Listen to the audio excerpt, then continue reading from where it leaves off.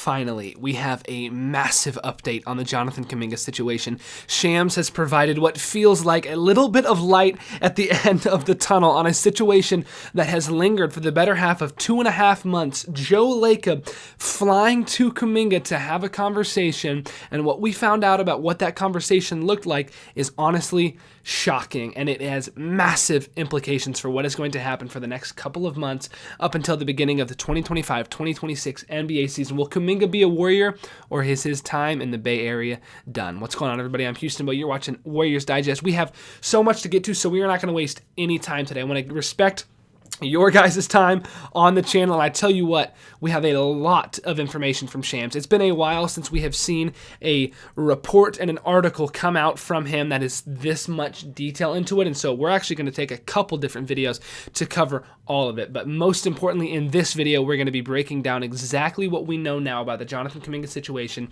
Is he staying? Is he going? So many updates today. And before we get into that, real quickly, I just want to remind you guys to subscribe. It's the easiest way for you guys to support us on the channel and to ensure that you guys never miss out on a video. About 2/3 of you guys are still not subscribed. Go down, hit that subscribe button, ring the bell to turn on notifications to make sure you never miss out on a video. So, what actually happened? What is the news that has come out from Shams in this massive article that he worked alongside former NBA head reporter Anthony Slater to put together? Well, this is what we heard. First things first, the Warriors strengthened their efforts. Okay, late last week, Mike Dunleavy, Warriors GM, alongside Joe Lacob, offered Kuminga a 3-year, $75.2 million deal with a team option in the third season. Okay, so previously, Kuminga had on the table just a 2-year deal, so only 1 year worth of guaranteed money and an opportunity for sign-and trades and things like that. But this year now, he's essentially getting close to $40 and $50 million guaranteed through his first 2 years, and obviously this is a sign-and-trade scenario situation. So either he comes onto the team, we like what we're getting from him, there's consistency, we realize the Warriors are playing well,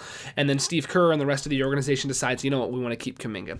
But if the locker room issues are too much of an issue, which we'll get into some other reports that have come out about that situation, then of course the Warriors can choose to sign him and move this contract somewhere else and ship away the basketball player alongside the contract with it, which is Johnathon Kuminga. So obviously that team option in the third season, the first 2 years go well, Warriors can decide to drop him or keep him going and signing him for that third season. Now, all the offers that Johnathon Kuminga and his agent have put on the table have included a player option because he wants the ability in that third season to say, no, I don't want you guys to decide my fate. I want to be able to decide where I want to go moving forward. And that is why there has been such a struggle to make this happen. So the reason that Warriors fans are a little bit nervous right now or just up in arms about this whole situation is just the way that it's lingered. And one of the reasons for that is because of things like this. Joe Lacob flew to Miami last month to meet with Johnathon Kuminga and discuss his future. And of course, Joe Lacob, Warriors head owner, asked, do you want to be here? Do you want to be a member of the Golden State Warriors and continue, your early legacy with this organization? Kuminga's response, do you even want me here?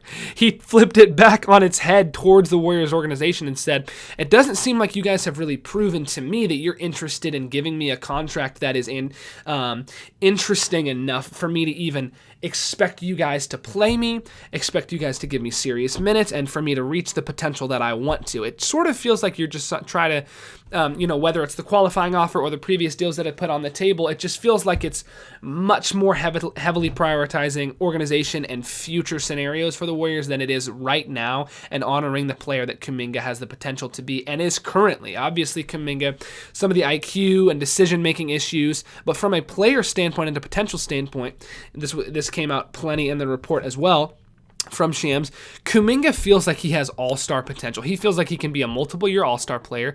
He feels like the sky is the limit for what he can do on the basketball floor and specifically throughout his NBA career. So this is specifically a battle, not of egos, but of just two opinions. The Warriors value him at one level. Kuminga values himself higher. That is why this stalemate has lasted for so long.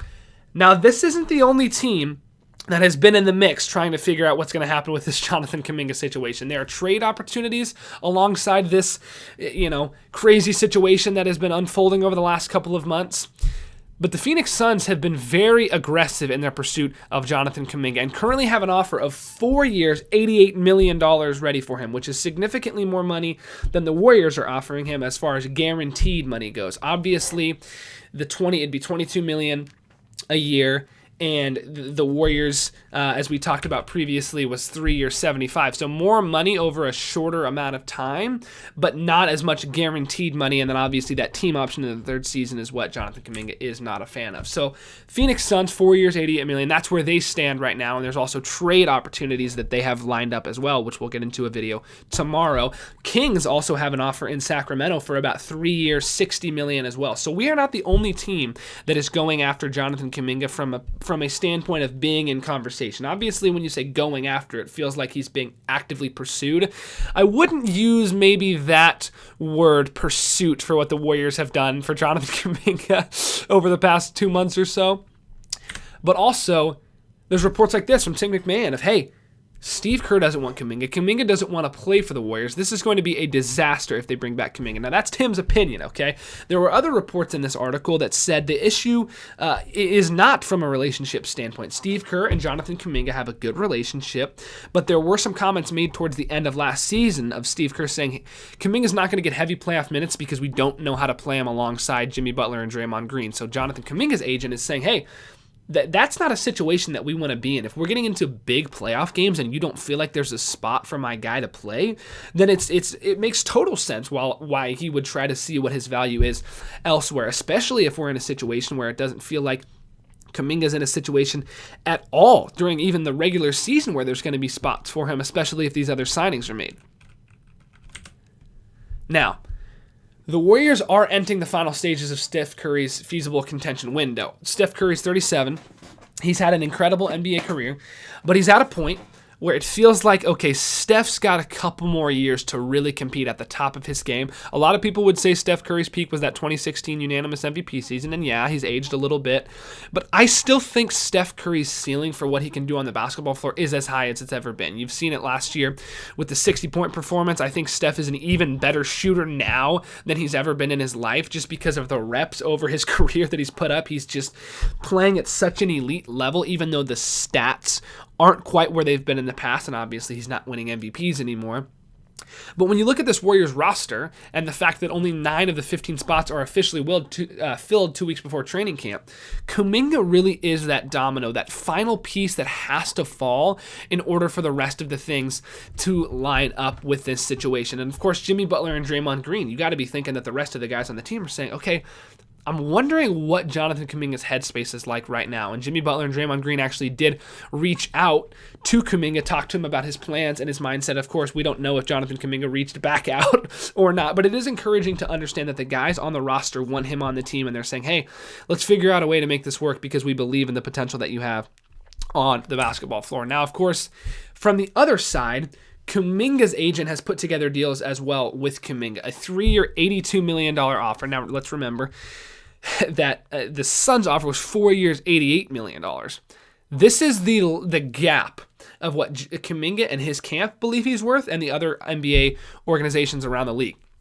They offered a 3-year, $82 million offer, including a player option. Now, I'm not an NBA wizard, right? I'm not a mathematician, but I can tell you this right now. The Warriors will never sign that deal. They will never sign a 3-year, $82 million offer with a player option. That just isn't enticing enough from the Warriors' perspective for them to sign that with the drama that's been happening and no guarantees that Kuminga's going to come in and be the player that he thinks he can be. They've been hesitant to go that rich for a while for Kuminga, especially because of how the deal might age. Curry, Butler, and Green, all their contracts expire after the 26-27 season, and so the books are going to be clean at that point. So you worry a little bit about, okay, what if we have another lingering contract at that point? It's like you don't necessarily want to sign on for that when you could get him for just a qualifying offer, but then you worry about that because then there's the potential to lose him in the offseason next year as a UFA for essentially nothing. And even though they do project to have clean books and flexibility in the summer of 2027, maybe Kuminga is a totally different player at that point, and he's proven that he is worth more like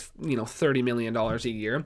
So there are so many moving parts that make this situation so chaotic, which is why it feels like it's been quiet chaos, because there's just decisions that have to be made behind the deck, under the table, from an organization standpoint before really the domino of Johnathon Kuminga signing or signing a sign and trade or just a qualifying offer, that final domino actually does fall, or the first domino, I should say. So where does this put us at now? Like we've talked about Kuminga, we've talked about the options that are on the table, and obviously we say finally, and I know that feels like a finite thing of finally the signing has happened, and that will come. We will get to a point where a decision is made, but right now, every little bit of leeway that is given and every little bit of rope that is tugged to find out something a little bit newer within this situation is a win. As a Warriors fan, as an NBA, as somebody who follows the NBA consistently, understanding that there are at least things shifting in the background is encouraging. So the Warriors are planning to use at least their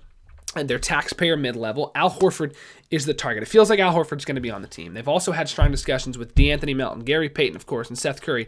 It's why Curry, Butler, and Green are not super agitated behind the scenes. They understand the strategy, and they have proved the anticipated result.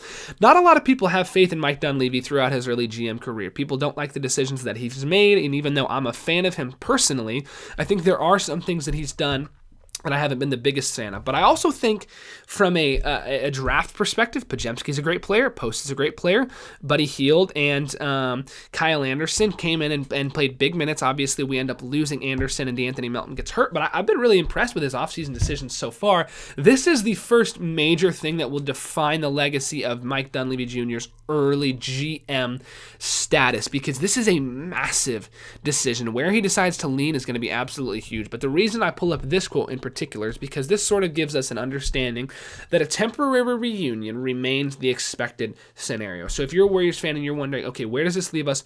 What can I at least expect or hope to happen? Well, it seems like Johnathon Kuminga will return to the team. That's what it feels like. I'm not totally sure that Johnathon Kuminga wants to be in Sacramento or Phoenix. Obviously, he wants to be elsewhere and be a star player on a team. Kuminga's hope next year is that he'd be an all-star. And do I think that he has that potential? Yes. I think I said in previous videos that Johnathon Kuminga is 21, 22-year-old, a super young stud athlete who's an improved shooter. He has the ability with his athleticism to be a top 15 to 20 player in the league. I believe that he can get to that status and be an all-star. Cap and restricted free agency dynamics have kept this whole situation in a summer staring contest. Both teams are waiting for the other camp to blink. And we're at a situation right now where there's not a whole lot that either team or either camp can really do until somebody budges. They're both sitting there going, okay, here's what I want. The other camp's saying, here's what I want. I will sit here for as long as it takes until you agree with me. It's like a classic lunch table discussion in middle school where you are both a little bit immature and you don't really know what you're talking about, and you're just going back and forth and neither one of you is going to budge. Now, obviously, those lunchroom table discussions go on to the next day and the next day and the next day and the next day and the next day, and they pretty much never get resolved.